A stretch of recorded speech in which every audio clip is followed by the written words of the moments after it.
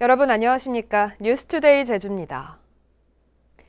제2공항 기본계획에 반영할 과제에 대해 주민들의 의견을 수렴하기 위한 2차 도민공청회가 또다시 파행을 겪으며 무산됐습니다. 찬반 주민 갈등만 확인한 셈인데 도민의 공항을 표방한 제주도의 약속은 빛이 바래게 됐습니다. 김항섭 기자가 보도합니다.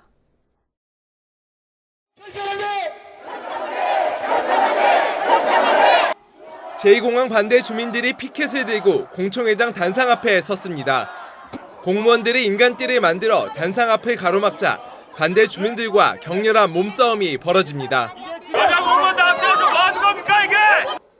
제2공항 반대 측은 제2공항 건설을 수용하는 것을 전제로 한 주민 의견 수렴은 받아들일 수 없다며 공청회 중단을 요구했습니다. 제주도민의 의견이 이렇게 무시되고 도민이 원하는 대로 제주도의 미래를 가꿀 수가 없다면 과연 제주도는 누구의 것입니까?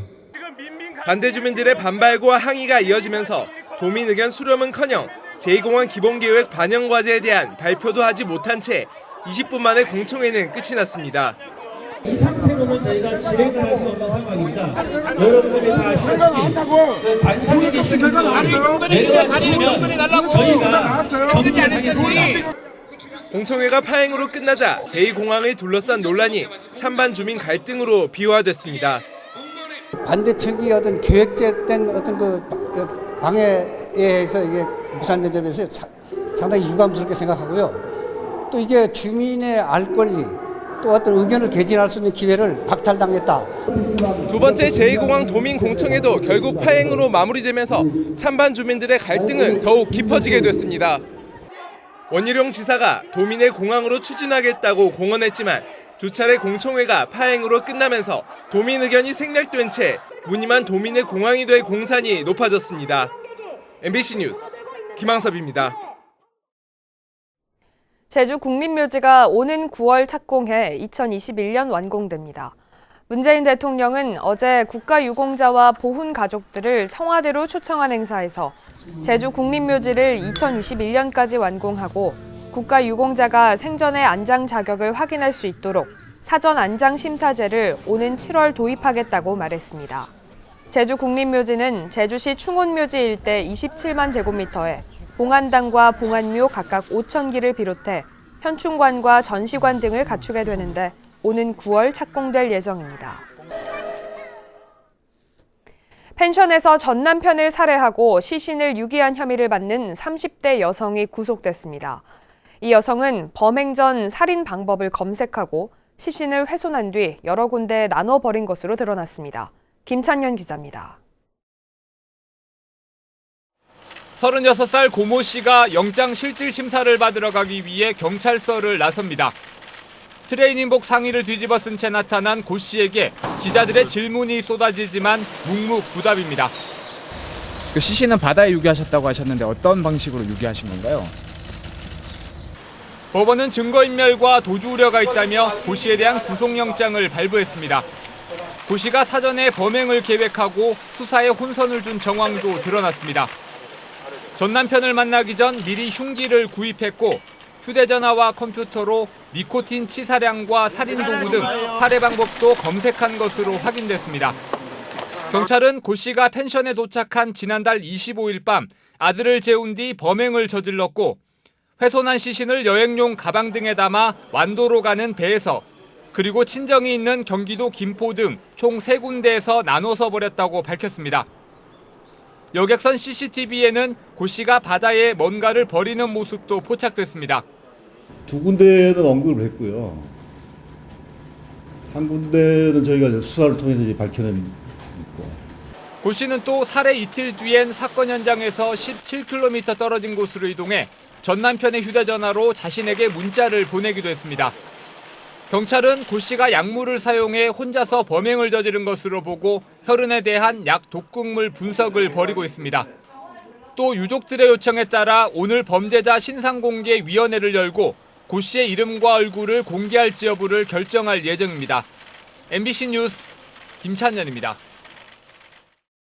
민주당 김경미 도의원은 민주당 도의원들의 서명을 받아 제주 해군기지 건설 과정에 대한 진상규명 등 촉구 결의안을 발의했습니다. 의원들은 결의안을 통해 정부와 제주도의 강정주민에 대한 공식적인 사과와 관련자 문책, 정부 측의 잘못된 행정행위에 대한 진상조사, 그리고 국무총리실과 제주도 차원의 진상조사와 결과 공개 등을 촉구할 예정입니다. 결의안은 오는 10일 개회되는 도의회 정례회에 상정됩니다. 천연기념물이자 낚시객들의 명소로 알려진 제주 차귀도에서 불이 나 4시간 만에 꺼졌습니다. 건조한 날씨 속에 불길이 절벽을 타고 빠르게 번져 진화 작업에 어려움을 겪었습니다. 이소연 기자가 보도합니다. 다양한 해양 동식물이 서식하고 있는 천연보호구역인 제주 차기도. 본섬 서쪽으로부터 2km 떨어진 무인도 차기도에서 희뿌연 연기가 하늘로 치솟습니다. 섬 안은 검은 잿더미와 매캐한 연기로 자욱하고 헬기가 물을 쉴 새 없이 뿌려대지만 시뻘건 불길과 함께 대나무 타는 소리가 요란스럽습니다. 어제 오전 9시 반쯤 차기도에서 불이 나 야초지 3,000여 제곱미터를 태우고 4시간 만에 꺼졌습니다.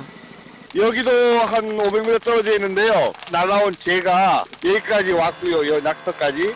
나무 타는 소리가 따닥따닥따닥 하면서 아주 세게 들렸어요. 여기까지. 나중에는 여기 하나도 안 보였었어요. 건조한 날씨 속에 불길이 절벽을 타고 빠르게 확산되면서 진화 작업에 어려움을 겪었습니다. 산림청 헬기와 공무원 등 80여 명이 투입됐지만 야초지 인근에 낙엽층이 쌓여 있어 진화에 애를 먹기도 했습니다. 소방당국은 절벽 중간 지점에서 불이 시작됐다는 목격자의 진술 등을 토대로 정확한 화재 원인을 조사하고 있습니다. MBC 뉴스 이소연입니다.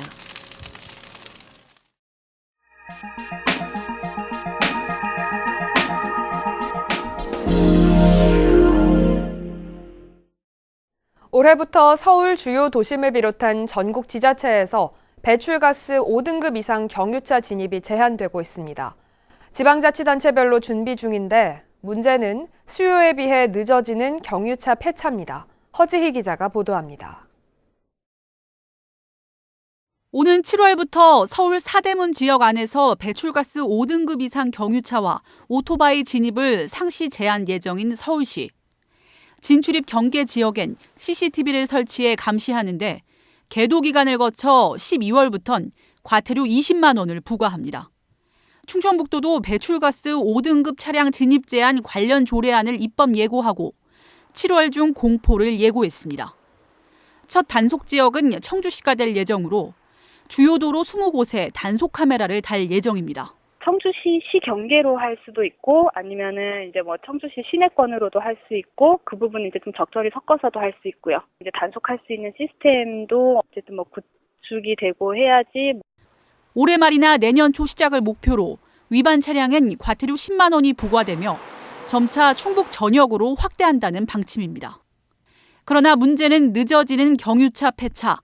충북에 2005년 이전 생산된 배출가스 5등급 경유 차량은 모두 11만 6천여 대로 청주가 4만 8천여 대로 가장 많습니다. 올해 초 조기 폐차 신청 차량이 2,500여 대에 달했지만 959대밖에 지원 못했습니다. 올해 예산만 하더라도 경유차 보유 규모 면에서 4분의 1 수준인 충주시와 예산이 동일해 애초부터 의지가 약했다는 비판도 나옵니다. 물량이 이제 충청북도에서 다 지정을 해주는 건데 청주에서 좀 많이 더 받을 수 있게끔 현재 계속적으로 건의는 하고 있습니다. 배정만 된다면 바로 시행할 수 있게끔 다 준비를 해놓고 있어요. 충북에서 올해 발령된 미세먼지 비상저감 조치 일은 9일인 가운데 충북 등 다른 지자체는 이미 경유차 제한을 시작했습니다. 정부는 올해만 40만 대 경유차 폐차를 목표하고 있지만 수요를 예산이 따라가지 못하고 있습니다. MBC 뉴스 허지입니다.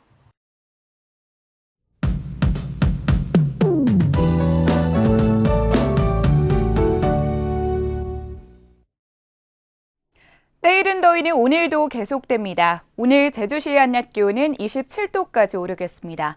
어제보다 2도 정도 낮겠지만 평년 수준을 3도 정도 웃돌면서 덥겠습니다. 더위에 지치지 않도록 수시로 수분 섭취를 해주셔야겠습니다. 현충일인 내일은 오후부터 비가 내리겠습니다. 주로 내일 저녁부터 모레 새벽 시간에 집중되겠고 강풍을 동반한 호우가 예상됩니다. 비 피해 없도록 철저히 대비해 주시고요. 항공편과 배편 이용하시는 분들은 참고하시기 바랍니다. 다음은 자세한 지역별 날씨입니다. 오늘 아침 기온은 어제와 비슷합니다. 북부와 남부 21도, 서부와 동부 19도를 보이고 있고 북부와 중산간 이상에는 안개나 방무가 낀 곳이 있습니다. 한낮에는 대부분 지역이 26도 안팎까지 오르면서 덥겠습니다. 현재 섬 지역은 20도 선에서 시작하고 있고 낮 기온은 26도 안팎까지 오를 전망입니다. 바다의 물결은 낮게 일겠지만 전해상의 해무가 짙게 끼겠습니다. 이 시각 제주공항에는 옅은 안개가 껴 있는데요. 항공기 지연 여부 확인하시는 게 좋겠습니다. 주간 날씨입니다. 금요일 비가 그치고 나면 주말에는 다시 맑아질 것으로 보입니다. 날씨였습니다. 다음은 제1제주인 1세대를 돕기 위한 성금을 보내주신 분들입니다.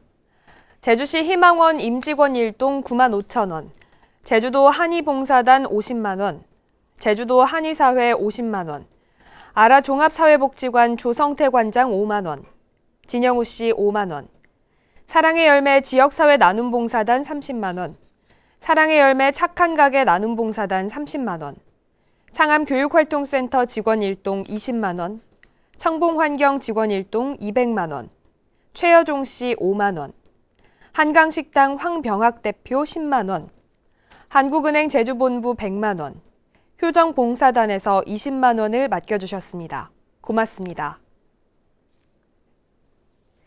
제주지방법원 박준석 판사는 동물보호법 위반 혐의로 기소된 55살 이모 씨에게 징역 4개월에 집행유예 1년을 선고했습니다.